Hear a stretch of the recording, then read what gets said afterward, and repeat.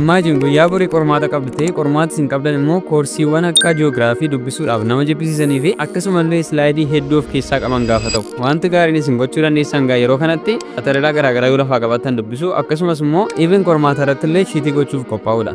Egaa har'a immoo piroobileemii kana pilaatfoormii solviin gochuu danda'u pilaatfoormii ajaa'ibaa tokko hojiiwwan isin barsiisa. Pilaatfoormiin kun yeroo ariitii akkasii duwwaatu hin taane qormaata gurguddaaf gaafa qophoofnu illee haala salphaa ta'een hiriyaa yookiis kaampaanii tokko malee salphaatti ofii keenya of qopheessuu akka dandeenyu nu gargaara. Warra mormaatan ilaaltaniif immoo AI gaarii tokko akkamitti pilaatfoormii kana duukaa wal faana fayyadamuudhaan work flow yookiin steady flow gaarii qopheessine akkamitti fayyadamu waan isinitti agarsiisuuf amma xumuraatti na ilaaluu kan dagan. Welcome back guys, this is Mr. Becky. Arras video biraadhaa walitti deemneerra. Chaanaalii kanaaf haaraa walitti taatan immoo chaanaalii kana irratti wantoota tekinooloojii wal qabatanii fi akkasumallee wantoota siireesii ta'an haasofna waan ta'eef subscribe gochuun maayii ta'uu kan dagan. Gara tuutoriyaalitti yeroo daballu kaa bilbilaan nu hordofaarti yoo ta'e jalqaba waan isin gochuu qabdan gara Play Store deemuudhaan Notebook LMN buusu yookiis linkii isaa description irra jira sana kilikii gochuun daawunloodii gochuu dandeessu. Akkasuma immoo PC yookiin laptop irra yoo ta'e immoo linkii isaa isiniif illee description irra waan jiruuf kilikii gootanii jalii seentanii follow up na wajjin gochuu dandeessu jechuudha. Waan asitti beekuu qabdan VPN tokko waan kamillee hin barbaachisu jechuudha. Kanaafiyyuu gaa erga gara linkii sana deemtanii peejiin sun gana fakkaata gara peejii kanatti isin fida. Maate pilaatfoormiin kun Notebook LMN jedhama. Pilaatfoormii Googleedhaan qophaa'e specifically studyidhaaf kan qophaa'e jechuudha. Irratti dubbisuu researchii gochuu assignment hojjechuu fi iskiliiwwan garaagaraa baruudhaaf kan qophaa'e jechuudha. Baay'ee dubbisa interestingii waan godhudha jechuudha. Egaa waan isin gootanii UI bareedaa kan argitanii booddee jalqaba kan isin gootan try Notebook LMN dha. Garuu bilbila yoo ta'e immoo easily sign up akka gootan isin gaafata. Yoo specifically step isaa arguu barbaadan immoo video linkiin description irra jira. Video TikTok irratti kan bilbila hojjedheera. Sana deemtanii tokko tokkoon ilaaluu dandeessu. Baay'eenis video breakdown ta'edha. Ani gaa fayyadamaa waan tureef akka kanatti waan hundumaa naaf fida. Garuu akkaawuntii isa kana yoo isinitti agarsiise akkaawuntiin kun pro dha waan ta'eef maybe feature dabalataa qabaachuu danda'a. Kanaaf iddoo kanatti yeroo gararraatti iddoo profaayilii jirutti gaafa buutan profaayilii keessan kan biraa keessaa isin filachiisaa jechuudha. Maybe akkasiin looginii gootaniif isin daawwachuu danda'a. Garuu Googleedha waan ta'eef yeroo baay'ee most of the time akkaawuntii keessan siluma saayinii ta'ee jiru hundumaa fudhatee darbaa jechuudha. Kanaaf ammanatti waan isin dhiphisu hin jiraatu. Kanaafiyyuu gaa akkaawuntii bukkee kanatti yeroo buutanii as jala profaayilii Google akkaawuntii keessan isinii fidachuudha. Sana booddee achi keessaati isa barbaadan seentu jechuudha. An fakkeenyaaf amma isa prom taaneen isinitti agarsiisa jechuudha. Inni biraan immoo ofii kooti akkaawuntii irratti fayyadamne hin qabu. Imeeliin qabu hundumaan isheen fayyadamaa ture waan ta'eef imeelii haaraa argadhee isinitti agarsiisuuf hin milkoofne. Garuu isiniif wanta haaraan ammalatti hin jiru. Ofiisaa loogiin isin gochisiisaa yookiin immoo Google akkaawuntii keessan fudhatee isin dabarsaa. Erga seentanii booddee ispeesii makeessanitti isin geessaa jechuudha. An ammaa fakkeenya waan an duraan fayyadamaa ture ni jira. Isaan kana addisii jalqabuu yoo barbaadan gabaabumatti interfeesiisaa yookiis UI isaa yeroo isinitti immoo bukkee kana all kan jedhu jira. All kan jedhu kuni ofiisaa kan inni artiikilii warri rekomendiisin godhe soorsii garaagaraa jechuudha. Akkasiin dubbistanii yookiis akkasiin fayyadamtanii fi inni isaanaa fi ofii keessanii kan isin itti dabalata. Bukkee kana my notebook kan jedhamu notebookii keessanidha. Future notebook kan jedhamu isan maal jechuudha. Artiikilii garaagaraa pilaatfoormii garaagaraa kan inni isiniif fide jechuudha. Bukkee kanatti immoo waama garaagaraa jira manatti barbaachisaa miti. Egaa bukkee jalqaba gaafa my notebook jala galtan keessan as iddoon kun empty ta'a jechuudha. My notebook jalli. Isa booddeechi jala create new notebook kan jedhu jira. Sana kilikii gochuun upload gootu jechuudha. An ammaaf uploading godhu maaliif xiqqoo yeroo fudhata yeroo faayila gurguddaa yookiis dookimentii gurguddaa yeroo upload gootan yeroo fudhata. Isa kana immoo akkamitti faayila sana salphisnee upload goona jedhu warra manumaatti na ilaaltanii akka TP biraatti isinitti nima jechuudha. Amma garuu kanan godhu kanumaan duraan upload godhe keessaa tokko filadhee isinitti agarsiisa jechuudha. Yoo upload gochuu barbaadan gaafa kanatti erga dhuftanii upload source kan jiru jira. Bilbila irraa sammanatti waan complicated even viidiyoon isiniin jedhe ilaallan sana ilaaluu dandeessu. Workspace yookiis Google Drive irraa gashuu dandeessu. By the way YouTube irraa viidiyoo gashtanii samaraajii gochuu dandeessu. Wanti baay'ee namatti tolu jechuudha. Websaayitii garaagaraa ilaallee gashuu dandeessu. Tekstii barbaadan koppii gootanii gashuu dandeessu. Akkasuma immoo PDF kitaaba garaagaraa upload gochuu dandeessu jechuudha. Choose file se'etti yeroo buutanii akkasiin upload gootaniif isin gaafata. Upload gochuu dandeessu jechuudha. YouTube video illee linkii isaa fidanii iddoo kanatti paste yoo gootan summarize ni godhe wanta feature isinitti agarsiisuuf adeemu kana hundumaa easily irratti isiniif raawwachuu danda'a jechuudha. So amma gara faayilaan duraan upload godhee deemee isinitti agarsiisa jechuudha. an fayyadamu jalqabarra jiru kan immoo fayyadamee akkuma agartan interfeesiin erga faayila keessan galtanii jiru kana fakkaata. As bukkeetti kan inni qabu soorsii keessan jechuudha. Soorsii jechuun wanta isin itti geessitan maateriaalii keessan hundumaa ofirratti iddoo kana ka'a.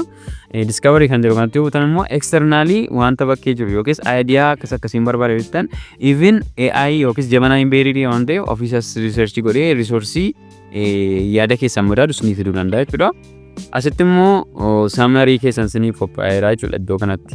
Egaa inni jalqabaa feature inni jalqabaa chaatiidha. Chaatii kana gararraa kanatti butanii adjust gochuu dandeessu. Waan akka maqame akkan isinitti taasa'u longer immoo shorter waan baay'ee qaba. Gajjallaa kanatti gaa specifically gaaffii gaafattu jechuudha. Gaaffii isin gaafatan kan inni isin deebi'u immoo maateriaalii keessa eegattu hundaa'edha. Fakkeenyaaf gaaffii tokko gaafan gaafaddooni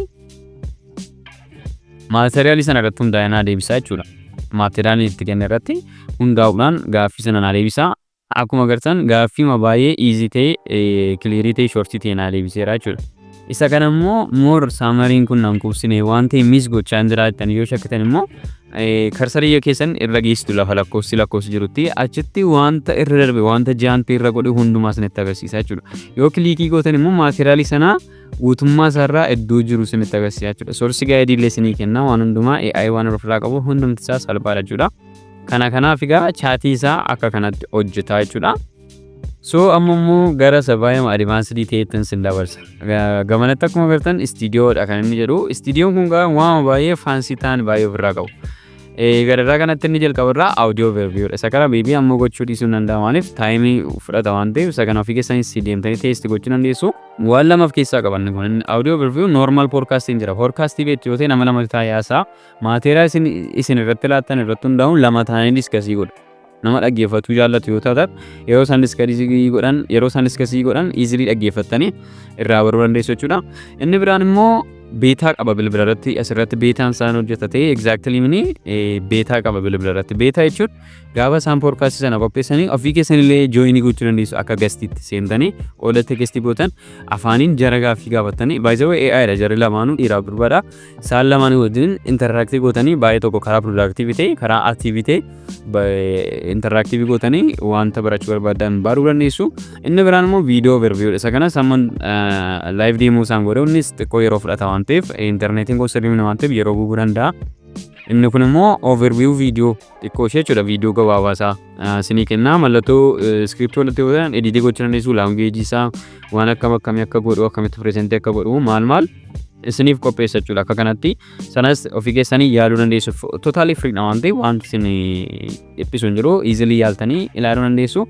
Inni biraan immoo baay'ee wanti kan namatti tolu mind map dha. Mind map kun waan salphaadha waan ta'eef isinitti agarsiisu generate godhaa jira. Inni kun immoo kaatagoriidhaan wanti sun chapteriidha kaasee amma indi point isaatiitti waan hundumaa classify godheef jala kaa'e jechuudha. Akkuma isinitti agarsiisume practically erga inni godhe booddee akka kanatti boordii mataasaa qaba. Boordii mataasaatiin erga nu banee booddee easily akka kanatti iddoo barbaadanitti geessuu dandeessu jechuudha. Sana booddee learning outcome dha kaasee amma indiitti chapterii hundumaa qaba jechuudha. Isa booddee kanatti yoo butan baay'ee cubuu dandeessu chapterii biraallee maateriyaaliin biraallee jiraatu wal bira qabuu waan danda'u jechuudha. Sana booddee learning outcome itti qabuudhaan akka kanatti kategoriin sadii qabaatee amma dhumaatti deemuu dandeessu jechuudha. Kanas yoo diigdan akkasidha hundumtuu ni diigamaa jechuudha. Kanaafiyyuu maal akka dubbisaa jirtan maal akka sinafillee azzelaa sirriitti samarii gochuu dandeessu jechuudha. Maybe dubbisa duwwaamin kun iskilii haaraa baruudhaa fi researchii garaa gochuu fi waan hojjechaa jirtan follow up gochuudhaa fi baay'eema tokko helpfulidha jechuudha. Baay'eema iddoo gaariidha. Tokkoffaa firiidha lammaffaa immoo baay'ee bifa interesting ta'een waan qophaa'e jechuudha. Isa kana immoo portabilii godhachuuf offline access gochuuf download gootanii fayyadamuu dandeessu. Gara sattaamitti dabarru jechuudha boordii isa kana cufne. Inni itti aanu immoo riippoortiidha. Riippoortiin immoo assignment hojjetu yoo ta'e, laab riippoortii yoo ta'e, biloogii barreessitu yoo ta'e, riippoortii mataa keessanii immoo kastamii qopheessaaf yoo ta'e akkuma assignment jechuudha. Ofii keessanii barreessuu dandeessu barreeffama barbaadan. Yookiin AI isinii barreessuu danda'a, suggest isin gochuu danda'a. Pre-made'inis jira formaatiin duraan qophaa'e isin custom text keessan irra galchitanii itti fayyadamuu dandeessan illee ni jira. Inni kun immoo kana fakkaata jechuudha. Inni biraan immoo flash cardidha. Flash cardiin akkuma nama gaaffii qopheeffate jechuudha. Fuulduratti kan barraa'u gaaffiidha dudduubatti immoo maqaadha jechuudha. Yoo deebiidha jechuudha gaaffii isinitti agarsiisa yoo argattan bira dabartu yoo wallaaltan immoo gaafattu galagashee deebii isinitti agarsiisa jechuudha. Akka nama hiriyaa wajjin interactive godhee dubbisuutti isin fayyaduu danda'a. Inni kun egaa loota akka tokkoon generate godha. Amma inni generate godhutti immoo inni itti quiizii maal akka ta'e isinitti himu. Jalqaba kan generate godhu jecha akka inni dafee nuuf xuufi. Sana booddee quiiziin immoo normal quiizii ni qopheessa. Quiizii average dha nama 10 isin qopheessa. Sana immoo maybe 40 guu danda'a. Yeroo flash card qopheessu. Quiiziin immoo bifa option isin ta'uu danda'a. Bifa option isin bifa choice isin isin qopheessa jechuudha. Label isaa zela seentanii filachuu dandeessu jechuudha. Mallattoo script kanatti yoo ta'an option hundumaa isin gaafachuu danda'a. Jala seentanii tokko tokkoon filattanii adjust gochuu dandeessu jechuudha. Baay'ina isaa illee akkuma kana. Inni biraan immoo gajallaa kanatti add note kan jiru jira. Note sectionii kana keessaa note iddootti add gochuu barbaadan click gootanii asitti note barreessuu dandeessu. Microsoft Office caalaa waan bareedaa ta'e qaba. Bold gochuu waan singa hundumaa qaba.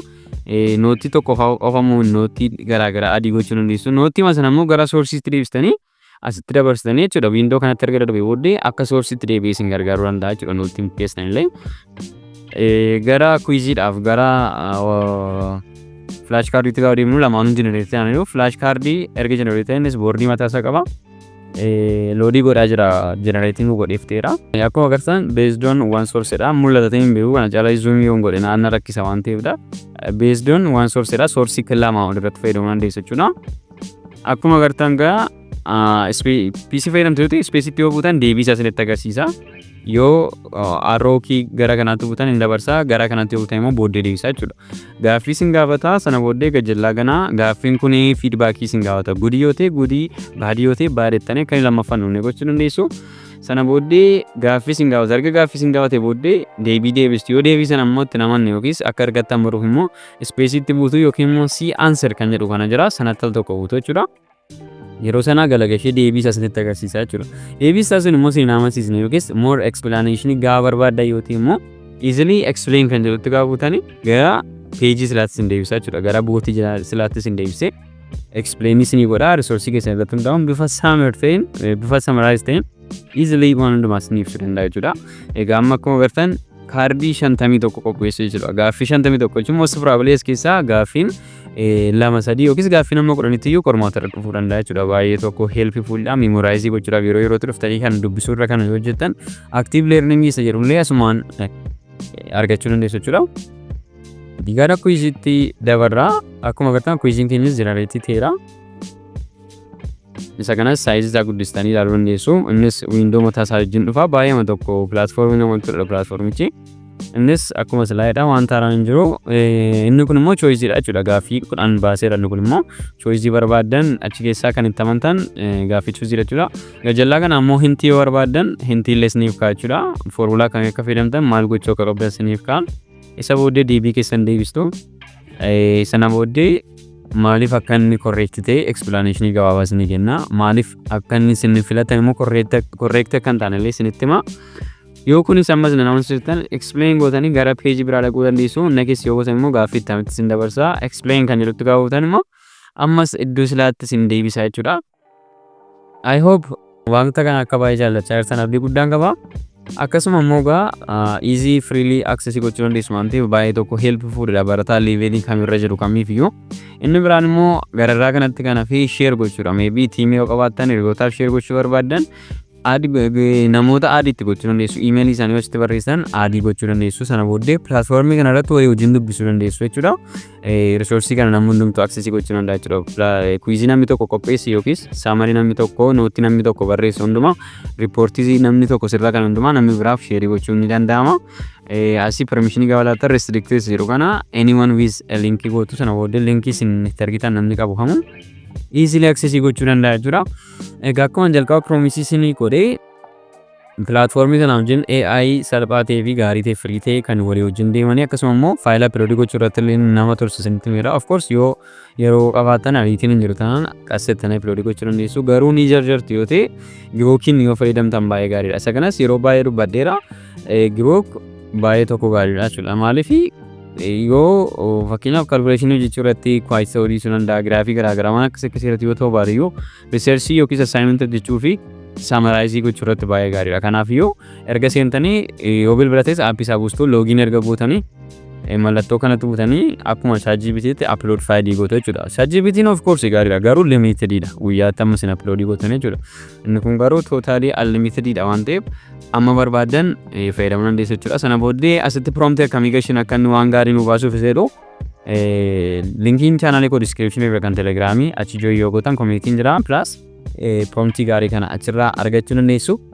Kanaaf iyyuu gaa pilaatfoormii kana lamaan walitti dabalatanii yoo fayyadamtan dhugaa dubbachuudhaaf baay'eema smartii taatanii steady flow keessan akkasumallee work flow garaagaraallee arrange gootanii baay'eema tokko fayyadamaa ta'uu dandeessu. Egaa viidiyoon keenya irraa kana bakka ture amma yeroo kanaatti waan ilaaltaniif immoo guddaa galatoomaa isiniin jecha viidiyoo kana jaallattanitti yoo ta'e viidiyoo kana like gochuun akka hin daganne akkasuma immoo subscribe gochuun akka hin daganne dabalataan immoo viidiyoon kun algoritmii YouTubeetiin push ta'ee namoota baay'ee bira akka ga'uuf maqaa keessanii beessa akka jiraattan qofa comment jalatti na barreessuu akka hin daganne warreen immoo more AI akkam akkamii fayyadamtaa wantoota akkam akkamiitu gaariidha chatbot akkam akkamii gaariidha si jedhu baruu barbaadan immoo video kana irratti AI waan ajaa'iba yeroo hunda fayyadamu 5 breakdown godhee waa isaanii dubbadheera waan ta'eef seentanii ilaaluu dandeessu achitti wal agarra.